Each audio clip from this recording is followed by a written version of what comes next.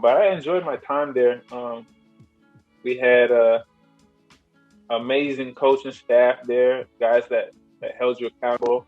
My coach, Brian Dignan, was probably the toughest on me, but I appreciated him for it because it helped me grow as a player.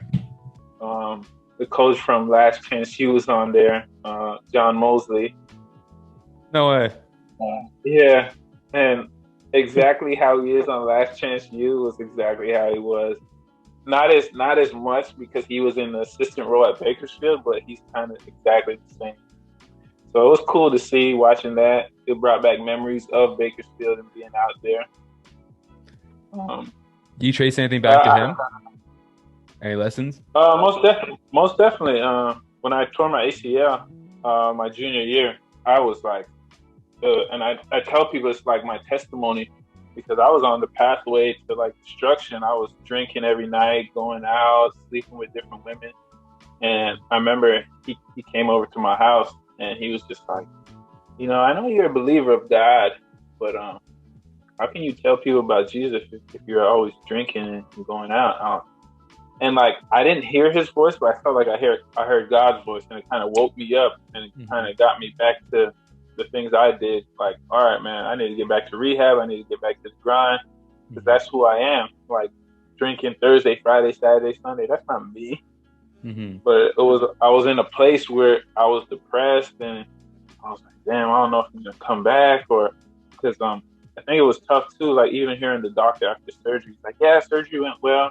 Just want to let you know you probably won't be as good as you once were. So, and like to hear that coming out, like you don't want to hear that. You're like, I'm trying to hear that. I'm trying to hear like, yo, man, all right, surgery went well. Like here you go, man. This is the path you about to take. And I think hearing Mosley tell me that kind of got me to the point where I was like, you know what? I'm not gonna be what I once was. I'm gonna be better than that. And it kind of got me to grind even harder.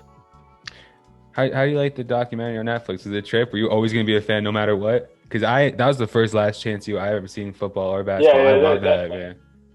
Nah, that was my first time watching it too. So it was interesting. It was exactly what you needed to see, and it showed like the grind. It showed the struggle. I thought it was genuine. So it's not theatrics. He's like that. He's that guy like that. Yes. Yes. Does he really never cuss? Nah. He's always been like that. Wow. Yeah. And it's funny too because like his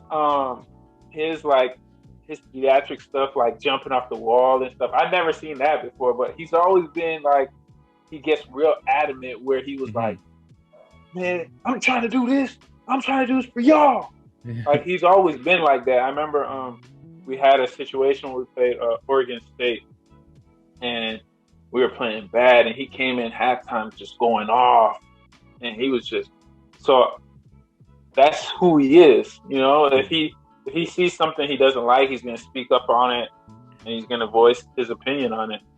So you think his role right now makes sense? Do you think he's going to stay at a JUCO level? It seems natural to him being there. Yeah, and he's always been one for trying to help the people that are struggling or guys that have been counted out. So I think he fits into that role.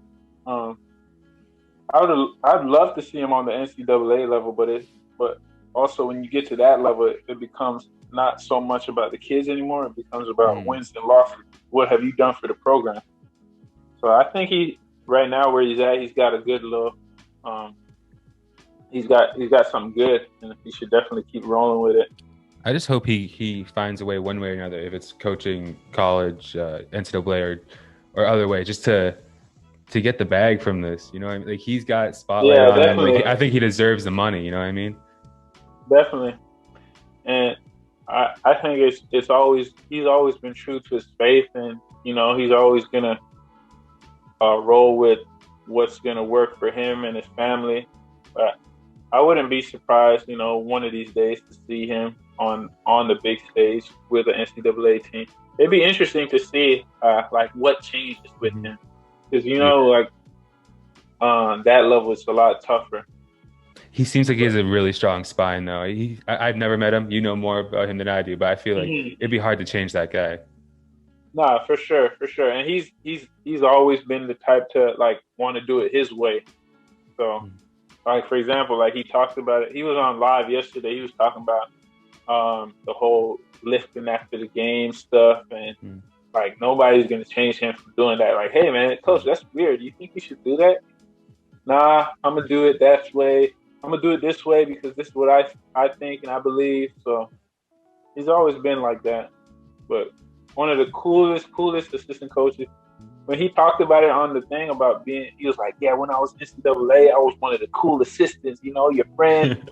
He was like, you know, now I'm a head coach. He's like, I gotta be tough. You vouch for that? You vouch he's the cool assistant coach?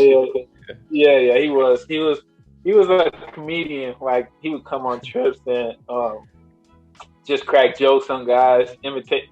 The funniest part was when his team was imitating him, because he's always been the type imitating someone else.